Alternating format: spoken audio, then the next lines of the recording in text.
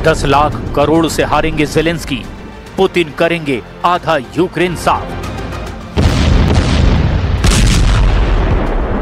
रूस यूक्रेन युद्ध अब पूरी तरह से यूरोप युद्ध में बदलने लगा है।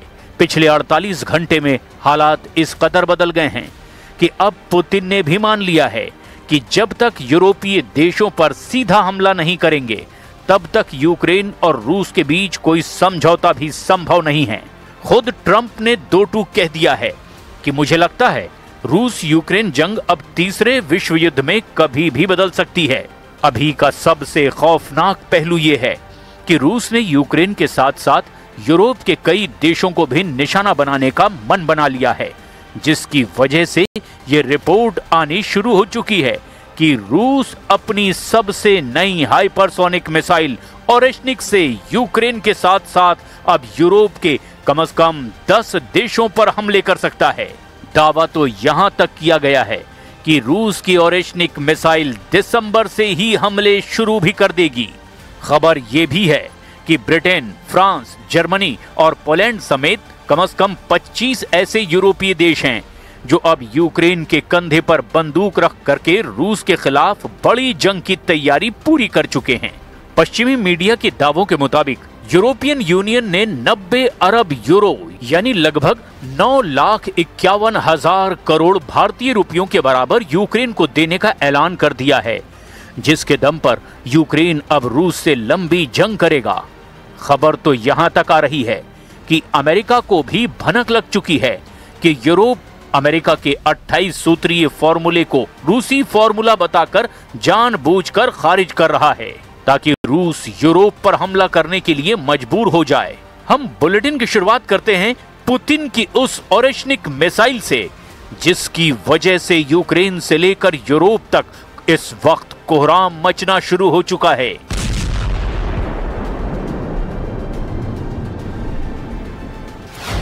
बेलारूस में ओरेशनिक मिसाइल, निशाने पर आधा यूरोप।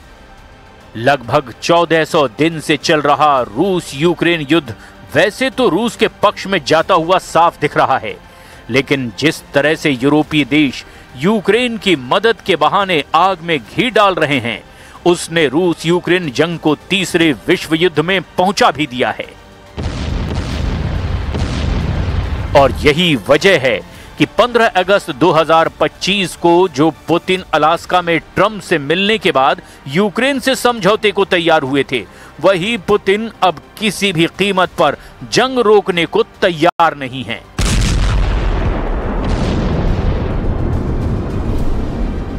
पिछले 3 हफ्तों से पुतिन ने अपने सैन्य कमांडरों के साथ मिलकर जो जंगी तैयारियां की है, वो चीख चीख कर कह रही हैं कि पुतिन अब तीसरे विश्व युद्ध के साथ साथ बहुत बड़ी परमाणु जंग की तैयारी पूरी कर चुके हैं। रूस ने यूक्रेन के साथ साथ यूरोप के खिलाफ अपनी सबसे घातक हाइपरसोनिक बैलिस्टिक मिसाइल ओरेशनिक भी उतार दी है, जो रूस और उसके जिगरी दोस्त बेलारूस की जमीन से यूरोप पर हमला करेगी। पुतिन ने ओरेशनिक से हमला करने के लिए कोई प्लान गुप्त नहीं रखा है, बल्कि डंके की चोट पर कहा है कि रूस अपने सभी दुश्मनों को ओरेशनिक मिसाइल से तबाह कर देगा। अब हम आपको वीडियो ग्राफिक्स के जरिए यह दिखाने की कोशिश कर रहे हैं कि रूस अपनी ओरेशनिक मिसाइल के जरिए अपने कौन कौन से यूरोपीय कट्टर दुश्मनों पर कहां कहां हमला करना चाहता है। इस वक्त पुतिन की आंखों की किरकिरी ब्रिटेन, फ्रांस, जर्मनी और स्पेन बने हुए हैं। ये यूरोप के मुख्य 4 देश रूस की जीत में सबसे बड़ा रोड़ा बनते नजर आ रहे हैं।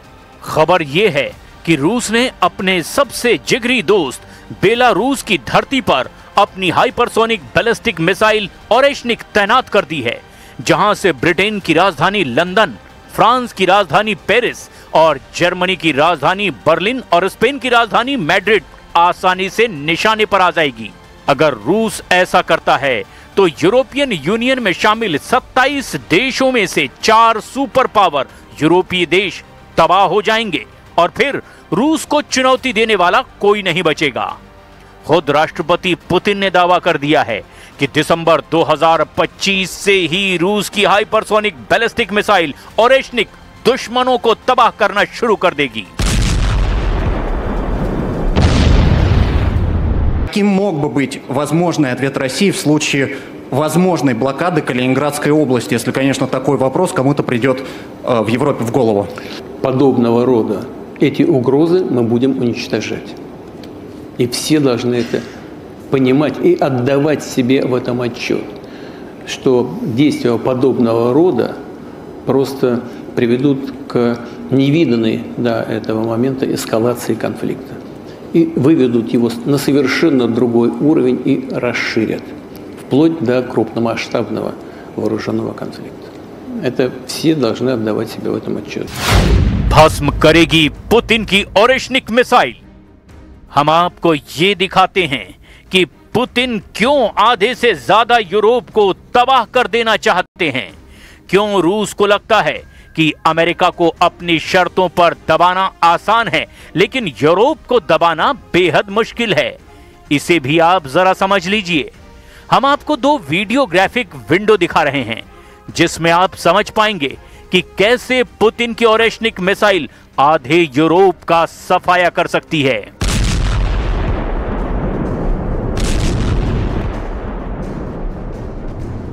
रूस की नई ओरेशनिक हाइपरसोनिक बैलिस्टिक मिसाइल की मारक क्षमता और दूसरे दायरे में आने वाले यूरोपीय देशों से जुड़ी हैरान करने वाली रिपोर्ट भी सामने आने लगी है।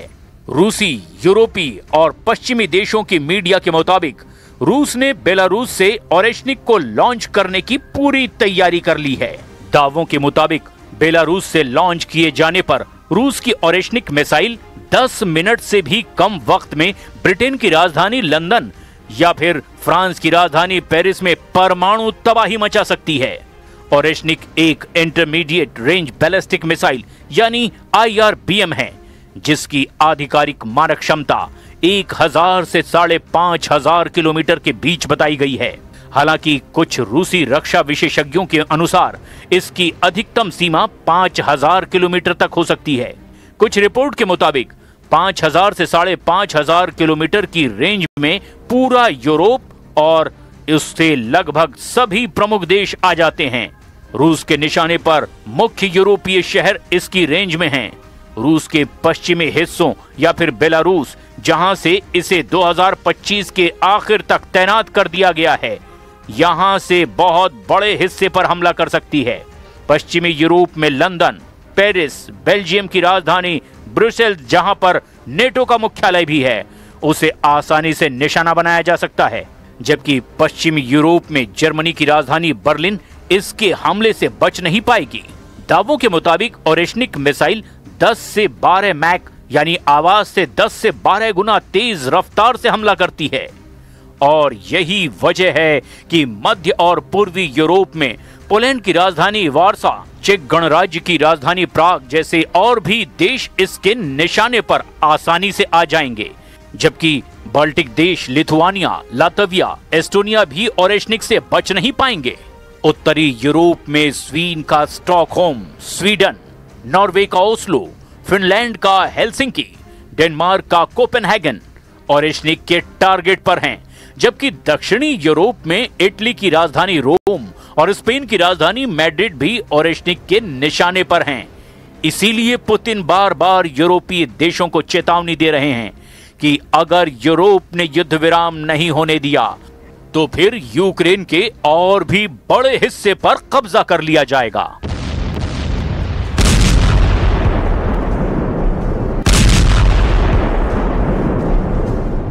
Зараз не тільки отримує підтримку від наших друзів, від наших сусідів, але й пропонує досвід свого захисту в цій війні.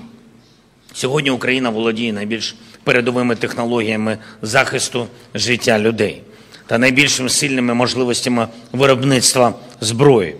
Зброї, яка є сучасною, яка є ефективною. І я пропоную Польщі увесь цей досвід. Ми про це сьогодні говорили з президентом. यूरोप ने दिए 10 लाख करोड़, ज़ेलेंस्की करेंगे 10 महीने और जंग। ऐसे हालात में यूरोप को लगता है कि अगर यूक्रेन को और ज्यादा सैन्य मदद नहीं दी तो रूस यूक्रेन को जीतने के बाद यूरोपीय देशों पर हमला शुरू कर देगा। इसीलिए यूरोपियन यूनियन ने 90 अरब यूरो यानी लगभग 1,51,000 करोड़ रुपए के बराबर यूक्रेन को देने का ऐलान कर दिया है ताकि यूक्रेन जंग जीत सके। हैरानी की बात तो ये है कि यूरोप जो पैसा यूक्रेन को दे रहा है उसकी वसूली भी रूस से कर रहा है। खबर है कि यूरोप में मौजूद रूस की 22,28,000 करोड़ रुपए यूरोपीय देशों ने जब्त कर लिए, जिसको बेचकर वो पैसा यूक्रेन को देगा।